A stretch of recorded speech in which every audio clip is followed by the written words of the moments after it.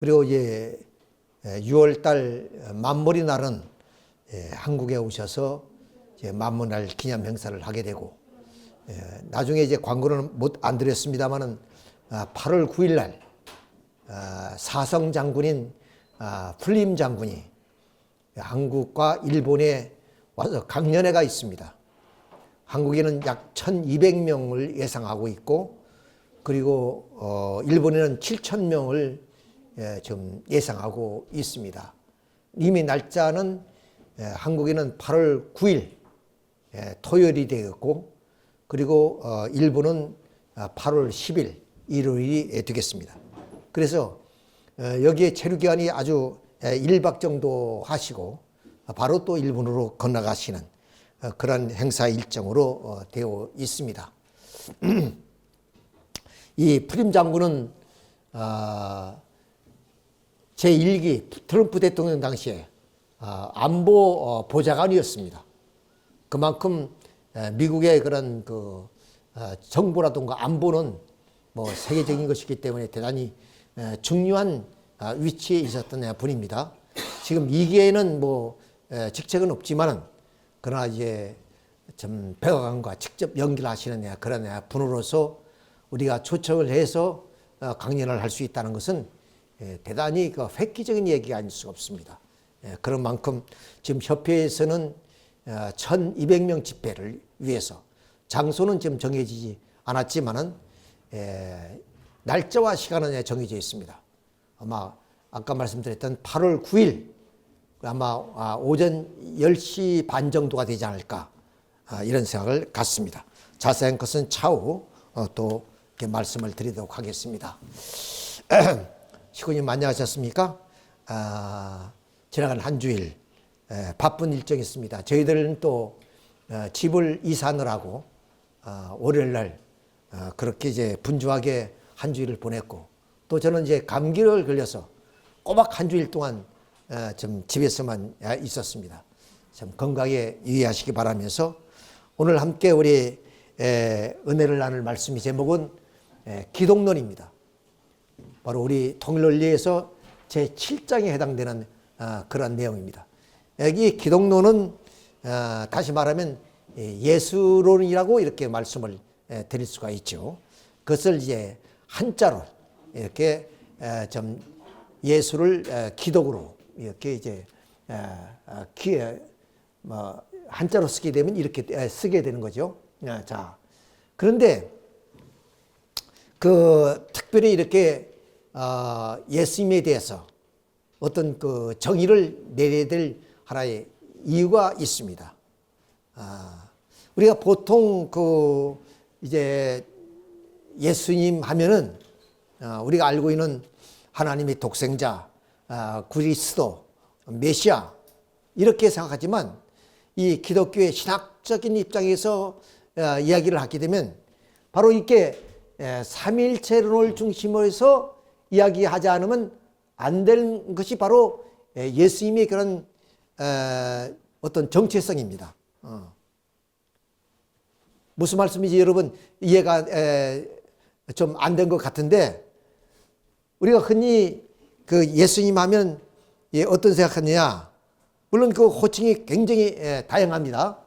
예수님에 대한 호칭이. 자, 예를 들면 메시아, 그리스도, 왕, 뭐 이 정도는 우리가 다 알고 있는 사실입니다. 그리고 또 임마누엘. 임마누엘은 것은 하나님과 함께 계시는 분, 이렇게. 또 후아담, 또 어린 양, 나사렛 예수 이렇게 하죠. 그 다음 이제 랍비 또는 노고스, 말씀이 그런 실체를 알파요 오메가요 처음과 나중이라, 이렇게 그 예수님의 그 사역에 의해서 이렇게 호칭이 많이 붙여져 있습니다. 우리는 이렇게 알고 있습니다. 그러니까 우리들이 그 예수님을 좀 부르는 것이나 예수님을 대하는 것은 대단히 단순하죠. 뭐 이러면 좋을 텐데, 이 기독교 신학에서는 이렇게 예수님을 바라보는 것이 아니에요. 아까 말씀드렸지, 삼위일체론을 중심으로 해서 예수님을 설명하고 있다는 얘기예요. 예. 자, 그 내용을 우리가 좀 이해를 이제 해보게 되면은 자세하게 이제 조금 복잡하지만은 그렇습니다. 자, 이 말은 무슨 말이냐면 이 하나님이 한 분이신데 그 한 분 하나님의 하나님의 본질에 의해서 위격이 다르다는 겁니다. 그러니까 성부의 하나님, 성자의 하나님, 또 성령의 하나님 이렇게 이제 그 한 분의 하나님의 위격에 의해서 이렇게 불러지는 것이 예수님이 성자의 하나님입니다. 그러니까 어떤 그 개체로서의 그런 예수님이 아니라 이 예수님은 곧 하나님이시다는 얘기예요. 그냥 우리가 알고 있는 하나님이 보내신 독생자, 그리스도 메시아 이런 이전에 어떤 분이냐? 이 예수님은 하나님이라는 사실이에요. 물론 성신, 성령도 마찬가지지만은. 그러니까 이 삼위일체라는 것은 바로 한 분의 그 하나님을 중심한 위격이 서로 다른 그러한 삼위를 가리켜서 우리는 삼위일체라 그러는 겁니다. 그러니까 이 문제는 굉장히 그 신학적인 그 논쟁이 많은 내용이에요. 그래서 신학자들도 그렇고 또 목사님들도 이 삼위일체론에 대해서 이해하는 것을 그렇게 꺼려합니다. 왜냐하면 명확하게 물론 논리적으로 예수님이 하나님이다 이런 하나의 그 정의를 내릴 수가 없는 입장입니다. 자, 그런 입장에서 우리가 이 삼위일체를 좀 이해를 해야 되는데 지금 이 기독교 신학에서의 정의로 내려진 삼위일체는 아까 말씀드린 것처럼 하나님의 한 분이고 그 본질이 하나인 그 예수님과 성신을 어떻게 보냐? 그럼 성자의 하나님, 성부의 하나님, 성령의 하나님으로 그렇게 부르신다 그 말이에요. 좀 복잡하죠? 저도 설명하기가 좀 어렵지만은 어쨌든 간에 이런 그 예수님이라는 거예요. 아까 말씀드렸지 무슨 메시아, 구세주, 만왕의 왕 이렇게만 우리가 안다면 얼마나 쉽겠어요. 마침 우리 문선명 참 부모님에 대해서 아마 여러분들이 그 오랜 식구님들은 좀 아실 겁니다만은 저희들이 입교 당시만 해도 선생님이라 불렀어요. 그런데 언젠가 서울을 갔더니 아버님이 부르시요. 그래서 그 참 그 혼동이 오더라고. 그리고 얼른 그 아버님이라는 말이 잘 안 나오더라고요.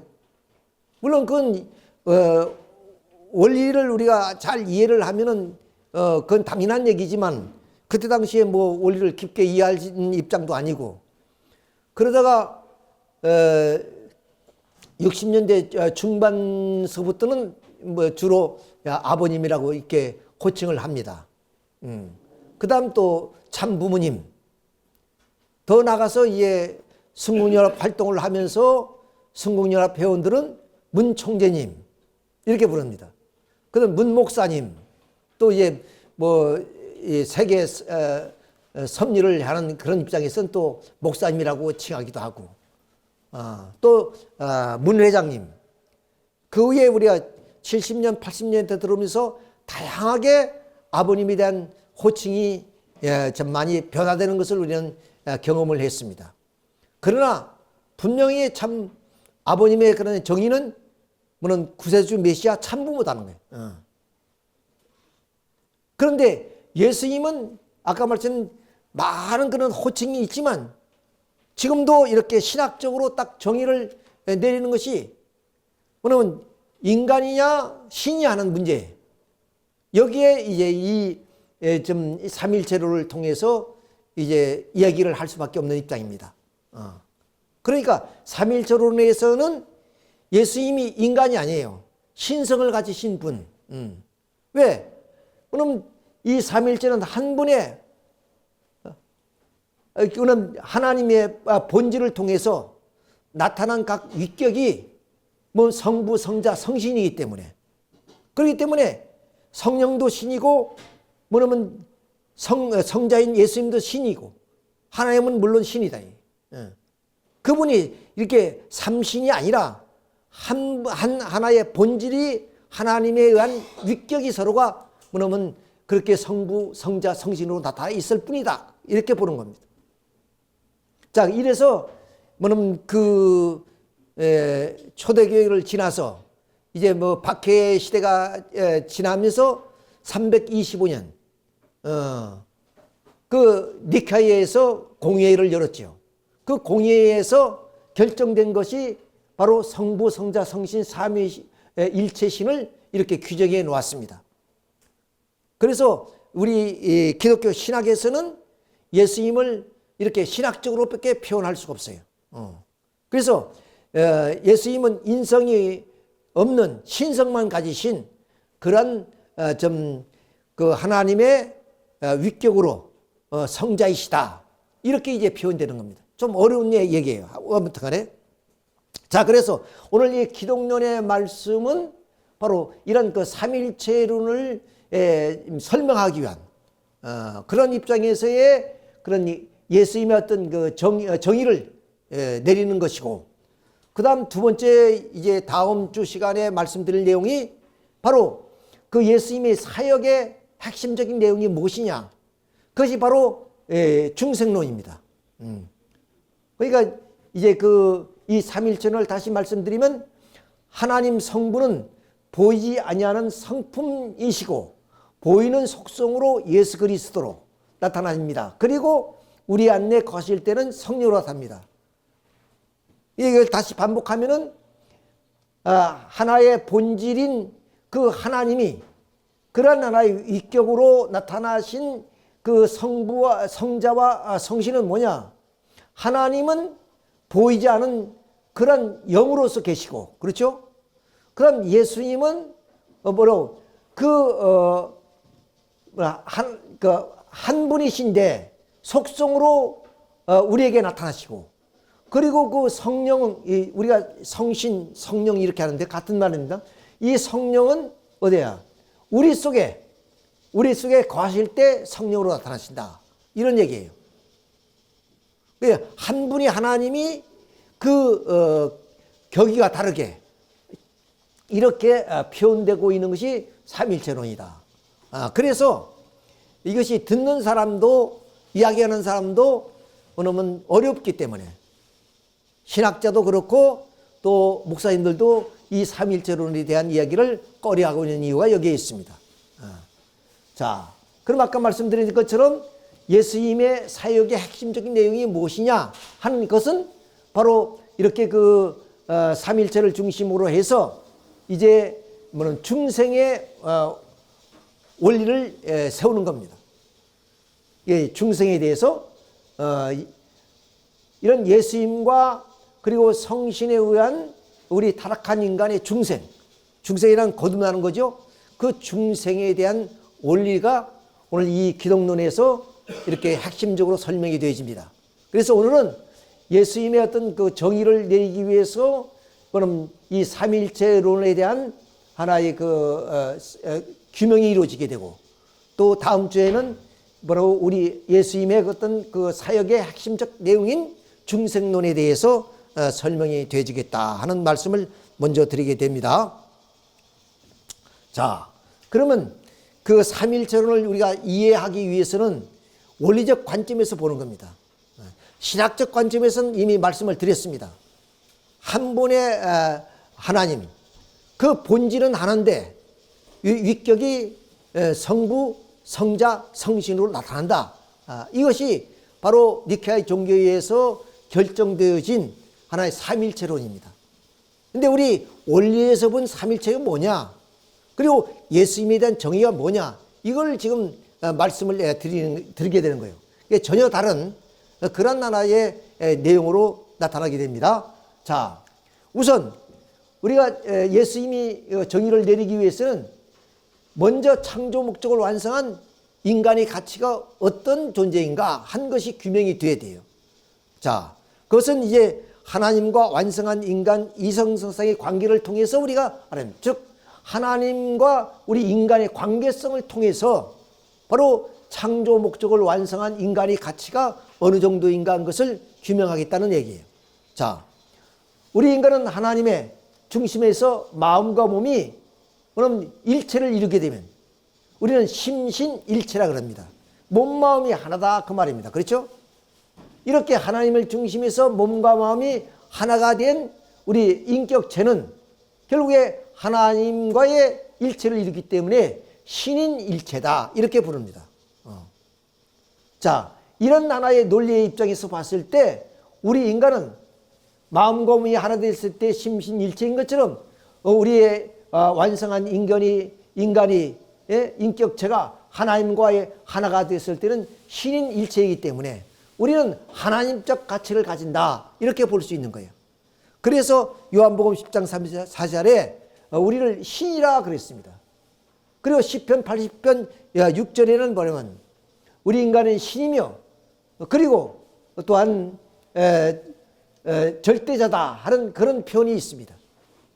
또 마태복음 5장 48절에는 하나님처럼 온전한 인간. 그러니까 우리 인간이 그러면 이렇게 완성해서 인격을 갖추게 되면 하나님적 가치를 가지고 있다. 이것이 우리 창조 목적을 완성하면 이런 인간이 된다는 거예요. 자, 그래서 동학에서는 우리가 인내처럼 즉 뭐냐면 사람이 하늘이다. 이런 하나의 뜻으로 표현한 이유도 여기에 타당한 내용이 이런 것이 있기 때문에 그렇다 하는 것을 우리가 말씀을 드릴 수 있습니다. 두 번째는 인간 창조 목적으로 봐서 하나님의 인간 창조 목적이 무엇이냐? 그것은 바로 좀 기쁘기 위해서. 하나님은 사랑의 본체이신데 사랑은 대상을 통해서 주고받지 않고서는 기쁨이 형성될 수가 없습니다. 자, 그렇기 때문에 하나님은 당신의 그런 성상과 형상을 닮은 그런 인간을 창조하셔서 그 인간을 통해서 기쁨을 느끼고자 하는 것이 하나님의 창조의 동기요 목적인 것입니다. 자, 그런데 그 하나님의 그 대상은 모두가 하나님께 기쁨의 대상이 되는데 하나님 자체 내에 어떤 개성적인 어떤 성품들이 전개되어서 이렇게 갑, 을, 병 같은 수많은 인류가 탄생했습니다. 그러면 이 모든 존재들이 다 하나님께 기쁨을 돌려드리는 대상인데 그 갑과 을과 병 이런 모든 존재들은 하나님의 개성이 내재하고 있는 개성의 주체적인 성품을 닮아서 모두가 다 이렇게 갑, 을, 병 이런 인류가 탄생했다고 말합니다.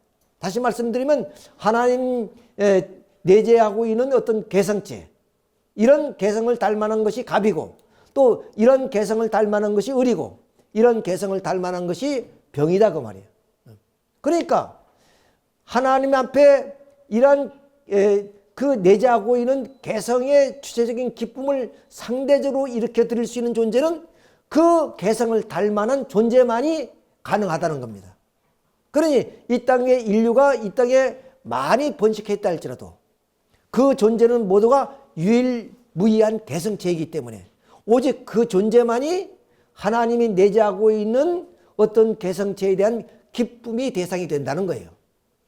그러니까 뭐 70억이 이 땅 위에 살고 있지만 그런 인류 한 사람 한 사람이 모두가 다 개성체이기 때문에 그만이 하나님께 기쁨을 돌리는 그 기쁨은 다르다는 겁니다. 그래서 모든 인간은 똑같은 어떤 인격과 그리고 어떤 천부로부터 부여된 가치를 가지고 있습니다. 우리가 흔히 우리 사회에서는 물론 배운 것 또 가진 것 그리고 어떤 품격을 가지고 우리 인간의 어떤 삶의 기준이라든가 기준을 우리는 측량하지만은 하나님의 입장에서 봤을 때는 똑같다는 거죠. 모두가 왜? 횡적으로는 똑같지만 종적으로는 어떠냐? 모두가 다 하나님 내재하고 있는 그 개성체를 닮아 태어났기 때문에 그 개성체의 주체적인 기쁨은 그 한 사람만이 돌릴 수밖에 없다는 겁니다. 이런 입장에서 볼 때 가치적인 면에서나 또는 좀 기쁨의 그런 대상의 입장에 왔을 때는 그는 유일무이한 개성체다 하는 거 얘기할 수밖에 없습니다. 이런 입장에 있을 때 모든 존재는 생각과 그리고 모습과 그리고 모든 것이 다 다르지만 그만이 하나님께 기쁨을 돌릴 수 있는 그런 개성체이기 때문에 바로 그 개성체는 유일무이할 수밖에 없는 것이다. 따라서 우리 인간은 바로 유일무이한 존재로 하나님이 창조했다. 이렇게 표현이 되어지는 겁니다. 그 다음 세 번째로 우리 인간과 피조세계의 관계를 봤을 때 하나님께서는 이 피조를 먼저 창조하실 때 인간을 본으로 해서 창조를 하셨고 그리고 무형세계에는 또 유형세계와 이런 하나의 요소를 가지고 우리 인간의 육신과 영인체를 창조하셨던 것입니다. 그렇기 때문에 우리 인간은 이 피조세계의 종합실체상이에요. 종합실체상이다. 종합실체. 그러므로서 우리 인간은 이 천주적인 가치를 가지고 있다. 이렇게 볼 수 있습니다. 그래서 우리 타락한 인간이 가지는 가치야 이럴 수 없지만 본래 하나님이 이상했던 그런 창조 목적을 완성한 인간의 가치란 것은 하나님집 가치 유일무이한 존재 그 천주적인 가치를 가진다 이렇게 볼 수가 있습니다. 이것이 본래 인간이 가져야 될 하나의 가치 즉 천부가 부여해 준 가치다 하는 것입니다. 이런 가치는 어느 누구도 뭐냐면 그 가치를 무시할 수도 없고 가치를 뺏어갈 수도 없는 겁니다. 그건 천부가 부여해 준 것이기 때문에. 그러니까 외모가 좀 다르다고 또 뭐 우리가 좀 배운 것이 좀 부족하다고 가진 것이 좀 부족하다고 해서 그 가치가 저하되거나 또는 그 가치가 바꿔질 수 없다는 거야. 이런 입장에서 모든 인류는 다 이런 좀 영원한 가치를 가지고 있을 뿐 아니라 그리고 모든 존재는 하나님 앞에 평등한 존재일 수밖에 없다 하는 것을 우리가 여기서 알 수 있습니다. 이래서 우리 인간의 평등 사상이 이런 데서 우리는 하나님을 중심해서 설명할 수 있다고 볼 수가 있는 것입니다. 자, 이것을 우리가 왜 기억해야 되냐면 바로 예수님과 우리 인간의 어떤 그 관계 그리고 타락한 인간과의 관계 이것을 우리가 규명하기 위해서는 이것이 바로 바로미터가 됩니다. 본래 하나님의 창조 이상적인 인간 천부가 부여해 준 우리 그 인간의 그런 가치가 어떤 것이냐 하는 것을 우리가 확실히 알아야만이 우리는 하나님 예수님에 대한 정의도 내릴 수 있고 타락한 인간과의 본래의 인간의 그런 가치를 구별할 수가 있다는 거예요. 그리고 타락한 인간이 얼마만큼 처절하게 뭐냐면 타락되었는가 한 것도 우리가 알 수가 있다는 거예요. 자, 이것을 여러분이 이 세 가지 중심에서 뭐냐면 기억하시면은 이제 설명하는 내용에 많은 참고가 될 겁니다. 자, 우리가 예를 들어서 여기에 유일무이하다고 했는데 이 시계가 하나 있습니다. 아무리 작은 부품이라 할지라도 이 세상에 하나밖에 없는 부품이라면 바로 그 작은 부품은 이 시계의 가치와 동등합니다. 왜? 그 부품이 있어야만이 시계가 작동되기 때문에 그렇습니다. 그것처럼 온 인류가 비록 작은 나 하나에 불과하지만 그 작은 나 하나는 하나님이 유일무이하게 창조되어진 존재이기 때문에 나라의 가치는 전체의 가치와 같다. 이렇게 볼 수가 있는 겁니다. 자, 이만큼 우리의 창조 목적에 완성한 인간의 가치가 우리는 좀 이러한 가치를 가지고 있다는 것을 우리가 여기서 알 수 있습니다. 그러면 제2절의 창조 목적을 완성한 인간과 예수. 아까 말씀드렸죠. 창조 목적을 완성한 인간의 가치를 우리가 알므른 뒤에서 예수님이 어떤 분인가 하는 것을 규명해 나갈 수 있다고. 지금까지 우리가 삼일체론을 통해서 봤을 때 예수님은 곧 신이다 이런 하나의 등식이 나올 수밖에 없습니다.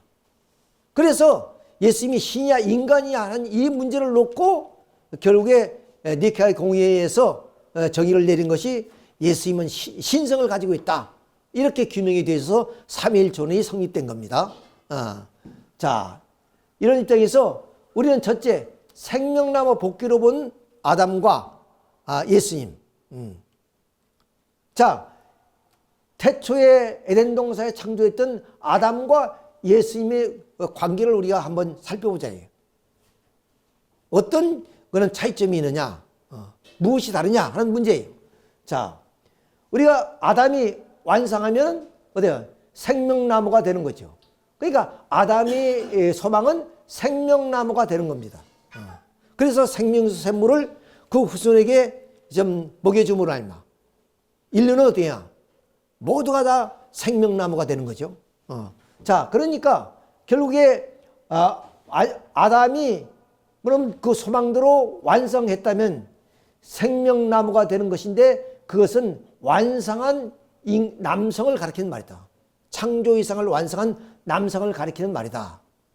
그 말은 뭐냐? 생명나무라는 것은 인간의 이상인데 그 이상이 뭐냐면 남성인 창조 이상을 완성하는 것이다. 그 뜻입니다. 그런데 아담이 타락했습니다.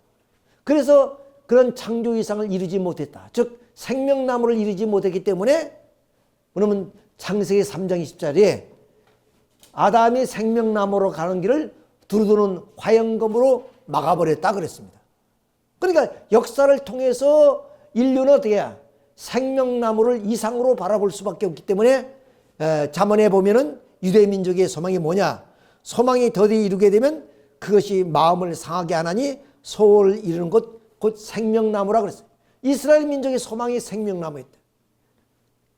자, 그러면 오늘날 기독성들의 소망이 무엇이냐? 그것도 역시 어디냐? 뭐냐면 생명나무를 이루는 것이다. 그 두루마기를 빠는 자는 복이 있나니 이는 저희가 생명나무로 나가며 문들을 통하여 성에 들어갈 권세를 얻으려 함이라 그랬습니다. 그러니까 구약시대나 신약시대의 모든 성도들의 소망은 생명나무를 이루는 것인데 그 생명나무를 뭐냐면 이루기 위해서 기다렸던 분이 바로 예수님이었다 그래요.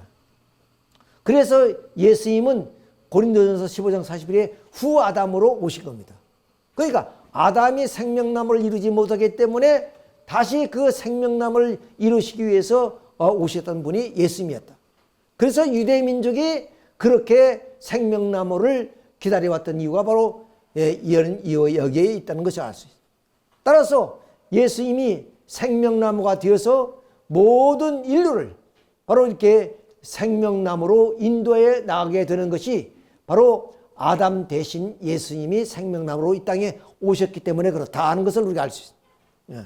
자, 이런 입장에서 봤을 때 완성한 아담이나 예수님은 모두가 생명나무이시다 하는 거예요.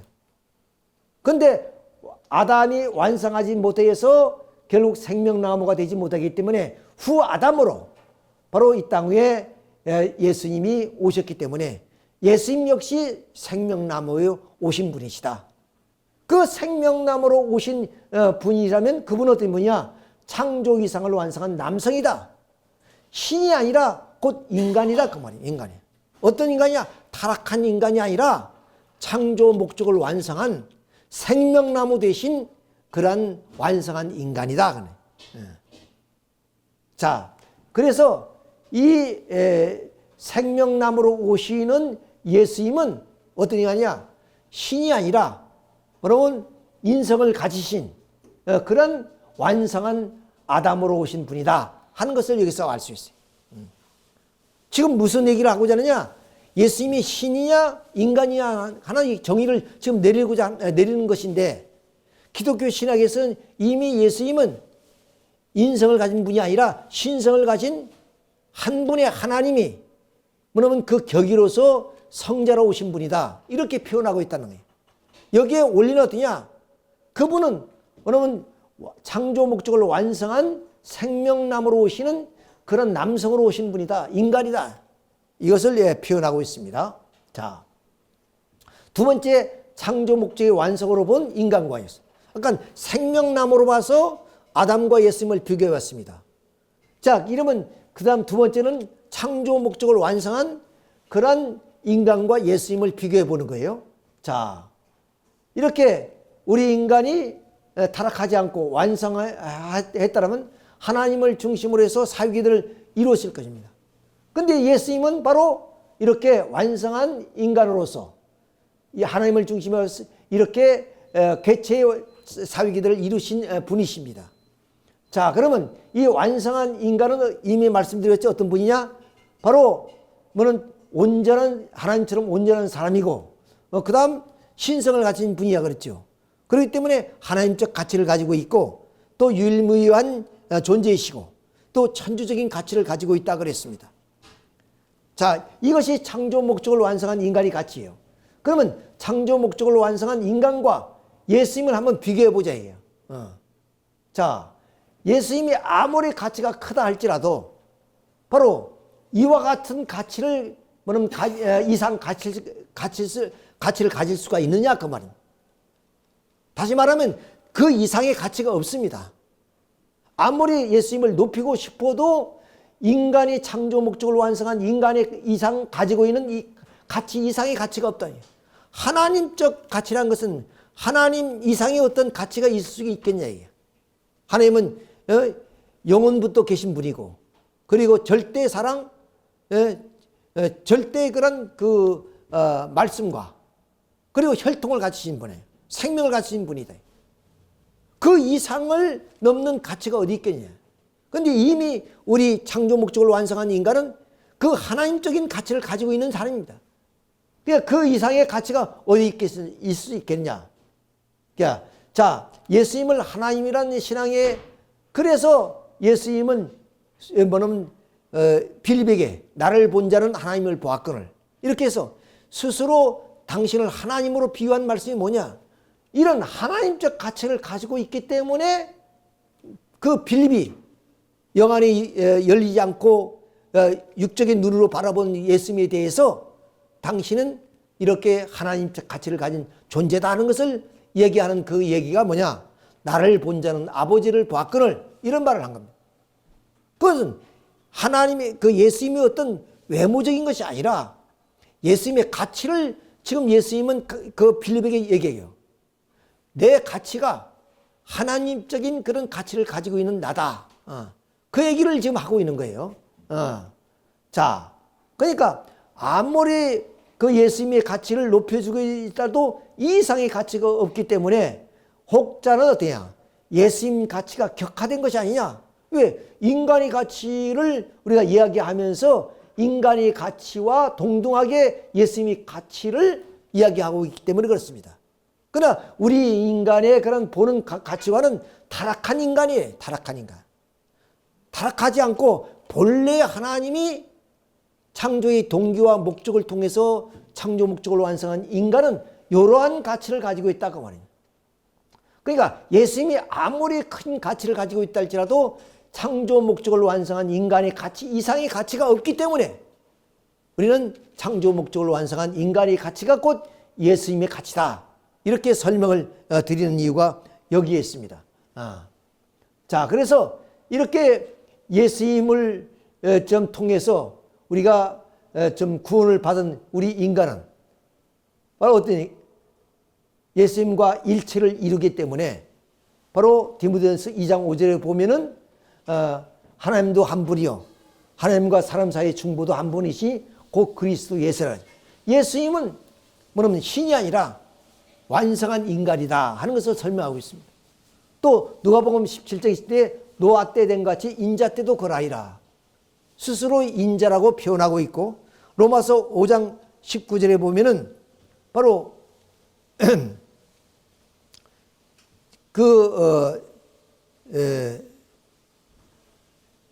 톡이 뭐냐면 돌감나무가 참감나무에 접붙여서 참감나무의 뿌리로부터의 그런 진액을 빨아들여서 참감나무 열매를 맺을 수 있다고 그랬습니다. 그러니까 우리 타락한 인간이 뭐냐면 예수님과 한 몸을 이루게 되면은 예수님의 참사랑을 통해서 우리도 좀 예수님처럼 완성한 인간이 되는 것이다. 또 사도행전 17장 31절을 보면은 이는 정하신 사람으로 하여금 심판한 날을 정하시고 이게 사람으로 표현해요. 고린도전서 15장에 봐도 우리 예수님을 사람으로 표현하고 있습니다. 내가 이 성서 구절을 잘 앱지 못했어요. 이건 조금 문제가 있습니다만은, 자, 어떻든 간에 예수님은 신으로 표현되는 것이 아니라 성서 속에 완성한 인간으로 표현하고 있다 하는 것을 우리가 여기서 아실 수가 있습니다. 그래서 예수님은 어떤 분이냐? 창조 목적을 완성한 인간이다. 이런 게는 아까 기독교 신학에서의 삼위일체론에는 물론 예수님은 결국 한 분의 하나님, 그 본질이 서로 격의가 달라서 나타난 성자의 하나님이라고 이렇게 표현을 했죠. 그분은 그런 분이 아니라 창조 목적을 완성한 인간이다. 그런 것을 우리가 여기서 알 수가 있습니다. 그 다음 예수님은 하나님이 자신가 하는 그런 하나의 질문입니다. 그것은 이 성서에 그런 질문을 던질 수 있도록 예수님이 말씀을 많이 하셨습니다. 그것이 요한복음 10장 9절부터 10절은 나를 본 자는 아버지를 보았고, 즉 빌빅에 대한 얘기를 아까 말씀드리는데 그 얘기입니다. 그 예수님의 그런 모습을 보면서도 물론 예수님을 의심하는 그런 빌립을 보고 그 하시는 말씀이 바로 이렇습니다. 자, 그러면 우리는 예수님과 하나님과의 관계를 통해서 한번 살펴보도록 합시다. 자, 그럼 예수님 어떤 분이야? 하나님의 그 신성을 가진 그런 실체 대상으로서의 완성한 인간이죠. 자, 그러면 우리의 마음과 몸의 관계를 보게 할 때 몸은 무형의 하나님을 닮아놨습니다. 그래서 우리는 몸은 마음이 실체라고 표현하죠. 마찬가지로 예수님도 무형의 하나님을 닮아난 완성한 인간이 바로 예수님입니다. 그렇기 때문에 예수님도 하나님을 닮아난 실체의 대상입니다. 따라서 몸은 마음을 닮아나기 때문에 제2 마음이라 할 수 있는 것처럼 예수님도 무형의 하나님의 이성성을 닮아난 존재이기 때문에 우리는 제2 하나님이라고 할 수가 있다. 그러니까 빌립이 오늘 영안이 열리지 않아서 예수님을 올바로 바라볼 수가 없기 때문에 빌립에게 표현할 수 있는 방법이 무엇이겠습니까? 하나님과 일체를 이룬 하나님의 신성을 가진 그런 자신을 통해서 하나님을 설명하고자 하는 것이 이 요한복음 14장의 내용입니다. 내가 실제로 하나님이라는 것이 아니고 하나님은 무형의 영으로 계시기 때문에 영안이 열리지 않은 그러한 그 빌립에게 그 무형의 하나님을 가르쳐주고 보여주기 위해서는 어떠냐? 자기 하나님과 일체를 이룬 자기 자신을 통해서 보여주고 알려주고자 하는 그런 의미에서 한 말이지, 예수님 자신이 바로 메시아라는 얘기, 하나님이라는 뜻이 아니다 하는 것을 우리가 여기서 아셔야 돼요. 그래서 완성한 인간으로 표현하고 있습니다. 그 다음 요한복음 1장 10절에 보면 세상이 그로 말미암아 지은 바 됐을 때, 그러니까 그가 누굽니까? 예수입니다. 예수님이 세상을 지었다. 그러니까 창조주 하나님이다. 이런 결론에 좀 이야기가 나오게 되겠죠. 그런데 우리가 원리를 통해서 보게 되면 하나님은 하나님의 이 피조세계를 창조하실 때 물론 인간을 본으로 해서 먼저 이런 자연세계, 무형세계를 창조했습니다. 즉 하나님의 이성성을 닮은 아담을 본으로 해서, 아담 에와를 본으로 해서 좀 인간의 그런 육신을 하나의 본으로 해서 자연세계를 창조했고, 인간의 영인체를 본으로 해서 무형세계를 창조했습니다. 그래서 이 세계를 우리는 천주라고 그러죠. 천주. 자, 그래서 우리 인간은 자연의 요소를 가지고 육신을 창조하시고 또 영적인 요소를 가지고 영인체를 창조하게 됩니다. 자, 이로 인해서 우리 인간은 어떤 존재가 되느냐? 바로 피조세계의 주관자가 되는 거예요. 창세기 1장 28절에 만물을 주관하라. 그리고 고린도전서 15장 10절에 말하면 이 만물을 주관할 수 있는 그런 주인이 바로 그리스도라고 얘기를 하고 있습니다. 자, 이런 입장에서 봤을 때 우리 인간이 그런 이 피조 세계의 주관주가 된다는 것은 무엇을 말입니까? 그것은 바로 창조주라는 의미입니다. 왜냐하면 이 주관할 수 있는 것은 주인이 아니고서는, 창조주가 아니고서는 주관할 수가 없다는 거예요. 자, 그러면 왜 주인이 되느냐? 그것은 인간을 본으로 해서 이 피조세계를 창조했기 때문입니다. 그래서 인간이 책임감을 완성하게 되면 하나님의 창조성을 부여받아서 창조주 하나님이 인간을 주관하듯이 인간도 만물을 주관할 수 있는 그런 주인의 권한, 그런 자격을 갖는 거 아니겠습니까? 근데 아담과 헤아가 타락함으로 말미암아 그런 하나의 주관성을 상실했지요. 두 번째 어떠냐? 우리 인간은 육적으로 이렇게 또 영적인 오간으로 무형세계를 주관하도록 되어 있죠. 그 다음 피조세계의 중간 매개체 화동의 중심체로서의 우리 인간을 하나님이 창조하셨고, 그 다음 셋째로서는 천주를 종합한 실체상으로 창조했다. 왜냐하면 아까 말씀드렸지, 인간의 이성성상이 어느면 실제로 전개해서 이런 유형실체 세계, 무형실체를 창조했기 때문에 결국 우리 인간을 어느 확대하면 이 우주가 나오게 되고, 이 천체가 다시 축소하면 결국 인간 한 개체로 나타나게 되는 것이다. 그러므로 우리 인간은 이 천주를 종합한 실체상이 되는 것이다. 이것은 어디야? 우리 인간이 하나님을 닮아나서 인간을 본으로 해서 피조세계를 창조했기 때문에 우리 인간의 책임감을 완성해서 하나님이 창조성을 가지게 되면 우리 인간은 이 우주의 주인이 되는 것이다. 주관자가 되는 것이다. 그런데 아담이 타락해서 그런 주관자가 되지 못하기 때문에 다시 후아담으로 예수님을 보내셨다. 그러니까 예수님은 타락하지 않은 완성한 분으로 오셨기 때문에 이 세계는 예수님으로부터 창조됐다. 그것이 바로 요한복음 1장 2절에 그가, 즉 예수님이 태초에 하나님과 함께 계셨고, 이 말은 뭐냐? 이미 하나님의 그런 이상이 뭐냐? 완성한 인간을 본으로 해서 이 세계를 창조하고자 했던 하나님의 그런 이상이란 말이야. 그 이상이 아담이었어요. 근데 아담이 타락해서 그런 이상이 실체가 되지 못하기 때문에 다시 복귀 섭리를 통해서 그 이상을 예수님을 후아담으로 세운 겁니다. 그러니까 예수님은 그 아담 이전부터 그런 이상적 존재란 말이에요. 물론 시간적으로는 4,000년 만에 오신 분이지만 이 우주를 창조하기 이전부터 그런 그 예수님의 이상, 꼭 그 이상을 통해서 피조세계를 창조했단 말이에요.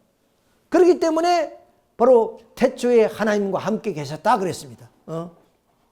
만물이 그로 말미암아 지음바 되었으니, 즉 만물이 어떻게 됐습니까? 그 아담과 해와 대신 예수님의 뭐냐면 그 영과 육을 중심으로 해서 이 피조세계를 창조된 것이고, 그리고 예수님은 완성하신 분으로 오기 때문에 창조성을 가지고 있기 때문에 만물이 주인이 되는 것이다. 그로 말미암아 지은 바 됐다. 그러니까 지은 것이 하나도 그거 없이는, 즉 예수님의 그런 좀 이성성상이 성품이 없이는 되어진 것이 하나도 없다는 얘기가 바로 이런 의미를 가지고 있어요. 좀 여러분 어렵습니까? 자, 그래서 우리가 흔히 그 불교에서 일즉다, 다즉일 이런 말을 합니다. 즉 우리 완성한 인간이 전개하면 우주가 되고, 이 우주를 하나로 모으면 나 하나가 되는 거죠. 그러니까 하나님은 태초에 아담이란 이상적 인간상을 그려놓고 그 인간을 하나의 본으로 해서 이런 세계를 만들었단 말이죠. 그런데 아담이 그런 자격을 상실함으로 말미암아 그런 태초의 이상을 예수라는 그런 하나의 분을 중심으로 해서 다시 이런 하나의 세계를 이루어 나가고자 하는 것이기 때문에 결국에 태초에 예수님이 계셨다는 이론이 나오는 겁니다. 실제로는 4,000년 만에 예수님이 등장했지만은 그 이상은 이미 이 세계를 창조하기 이전부터 있었다 그 말이에요. 이전부터 있었다. 그것이 아담이었고 그 아담이 타락해 버리니까 그것이 예수였다 이게. 즉 하나님의 이상. 예를 들어서 우리가 집을 짓게 되면 설계도를 있잖아요. 그 설계도는 어때냐? 10년 후나 100년 후나 그 설계도는 그대로 있는 겁니다. 그렇지 않아요? 그것처럼 이 우주의 모든 이상은 아담이라는 하나의 이상을 통해서 실현하고자 했던 것인데 아담이 타락하여 그 자격을 상실함을 알마. 그 이상을 예수라는 그 인물을 중심으로 해서 이루는 것이기 때문에 예수님은 태초부터 하나님과 함께 계셨다는 하나의 이론이 나오게 되는 거예요. 자, 그래서 이 골로새서 1장 15절을 보면은 여기에 그는 하나님의 형상이시오 모든 피조물보다 먼저 나시니 만물이 그에게 창조되매 하늘과 땅에서 보이는 것들과 보이지 않는 것들과 혹은 왕권들이나 주권들이나 통치자들이나 권세이나 만물이 다 그로 말미암아 그를 위하여 창조되었고 또한 그가 만물보다 먼저 계시고 만물이 그와 함께 계셨느니라. 그러니까 하나님의 형상대로 창조된 그런 이상적 예수님은 어디야? 비록 4,000년 후에 우리는 등장한 인물이지만 그 이상은 만물 이전부터 있었다가 말이에요. 이런 의미에서 결국 예수님이 바로 아까 말씀드렸지 그로 말미암아 지은 바 되었다 하는 얘기가 바로 이런 데서 나온 것이다. 따라서 하나님의 하나의 그 이상이 결국 아담이라는 실체를 통해 이루지 못하고 예수님을 통해서 이루심으로 알마 예수님이 바로 이제 타락하지 않은 완성한 분으로 오셨기 때문에 그분은 하나님의 창조성을 가지고 있으므로 하나님이 인간을 주관하듯이 바로 하나님을 닮아난 예수님은 하나님의 창조성을 가지고 이 만물을 주관할 수 있는 그런 입장이기 때문에 바로 예수님은 만물의 주인이요 창조주가 되는 것이다. 이런 입장에 서게 됩니다. 자, 그래서 예수님은 완성한 인간이다 하는 결론이 이렇게 됩니다. 또 아브라함 나기 전부터 내게 있다. 그러니까 결국에 예수님은 하나님이다 하는 입장이 되는 거죠. 자, 그 얘기를 한번 봅시다. 자, 아브라함의 42대 후손이 혈통적으로 보면 예수님입니다. 그런데 예수님이 자신이 뭐냐면 아브라함 나기 전부터 있었다. 그 말은 뭐냐? 이것은 타락한 그 혈통의 얘기를 하는 것이 아니라 바로 중생한 입장에서의 예수님은 인류의 조상입니다. 그러니까 비록 영계에 가 있는 아브라함이라 할지라도 다 뭐냐면 선의 조상인 예수님을 통해서 중생하고 부활해야 되기 때문에 그런 입장에서 내가 아브라함 이전부터 있었다 하는 얘기가 나온 것이다 하는 얘기예요. 자, 이럴 때 바로 예수님은 선의 조상이라는 입장에서 이런 표현을 했다 하는 것을 우리는 알고 있습니다. 자, 그리고 로마서 8장 3절에 보면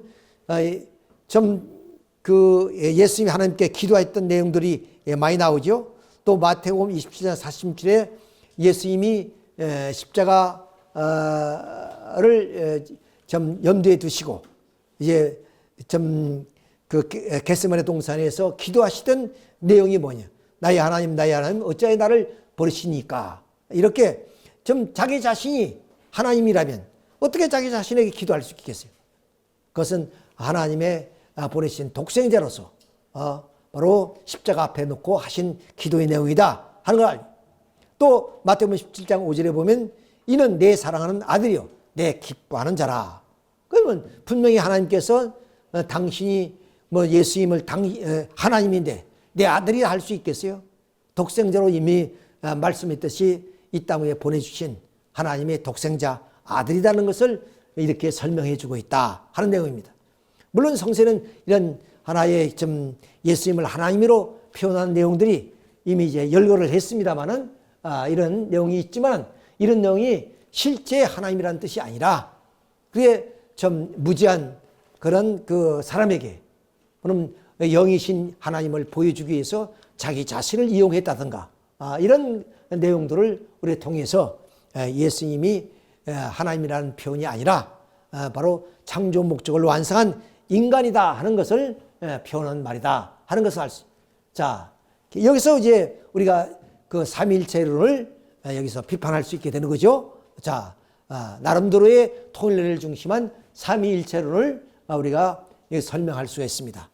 자, 이 한 구절을 통해서 우리가 한번 다시 한번 보면, 그러면 타락한 인간과 예수님 관계를 한번 살펴봅시다. 자, 우리 인간이 시조가 그러면 이 천상 누시엘과의 그런 좀 성적 관계를 통해서 악의 혈통이 번식돼서 마귀의 자식, 사탄의 자식이 되었지 않습니까?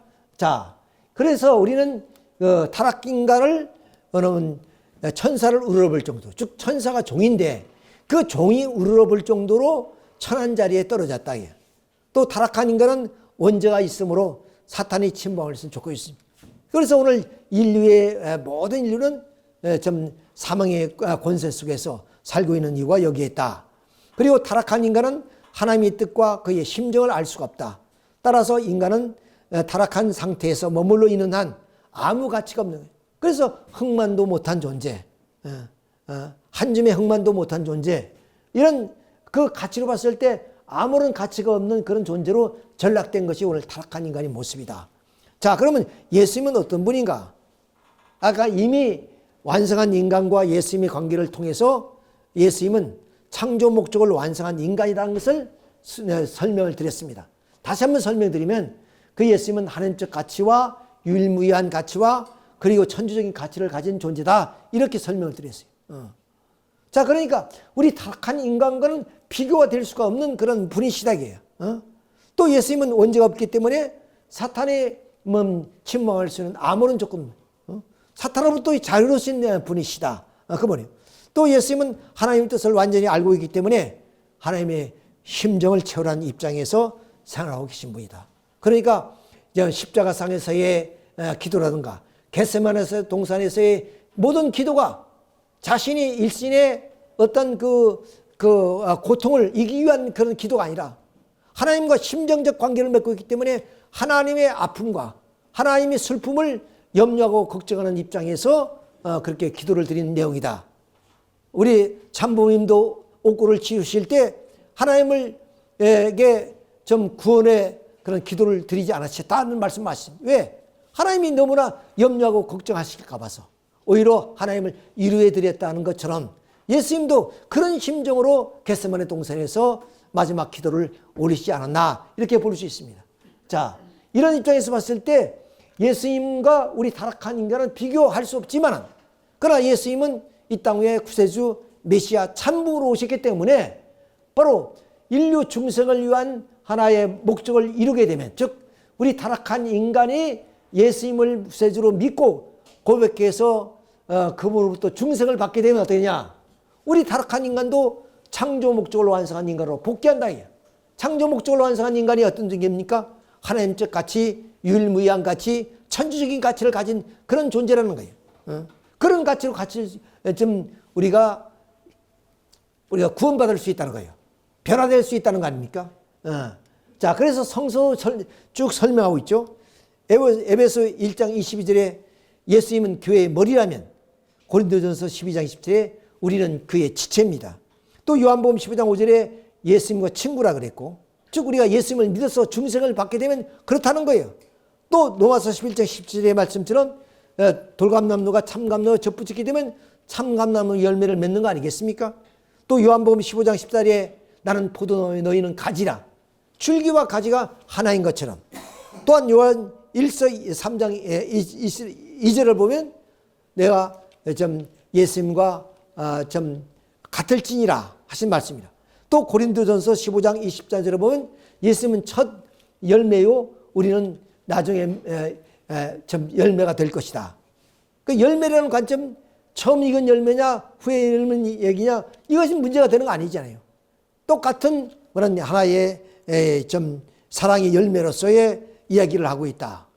자, 이런 입장에서 봤을 때 우리 타락한 인간과 예수님은 좀 우리가 건너갈 수 없는 그런 하나의 분이시지만 그 주님에 의해서 우리가 중생을 받게 되면 우리도 주님과 똑같은 그런 하나의 가치를 가지게 된다. 단지 예수님을 우리가 참 부모라면 우리는 자녀와 같은 그 좀 순서가 있을 뿐이지. 우리의 좀 천부가 부여해 준 가치를 조금도 손상될 수 없다. 동일한 가치를 가지게 되는 것이 우리 인간이 예수님을 믿고 중생함으로써 얻을 수 있는 가치가 이렇다. 그러니까 타락한 인간의 유일한 소망은 어디야?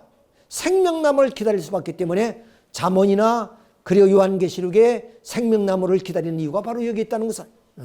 에덴 동산에서 아담이 생명나무가 되었다면 그 후손들은 생명수 샘물을 받아서 모두가 생명나무로 완성해야 할 텐데 아담이 타락으로 말미암아 인류에게 생명수 샘물을 내줄 수 있는 생명나무가 지금까지 없었다. 그런 창조 목적을 완성한 생명나무로 오신 분이 바로 예수님이셨고 그 예수님이 그런 사명을 다하지 못하기 때문에 이 땅에 바로 재림주 구세주 메시아인 참 부모님이 오셔서 오늘 우리를 중생시킴으로 말미암아 우리는 참 부모님 같은 그런 인격체, 그런 참 부모님 같은 그런 천부의 가치를 가진 그런 존재로 거듭나는 큰 은혜와 영광을 얻게 된다는 것을 우리가 여기서 알 수가 있습니다.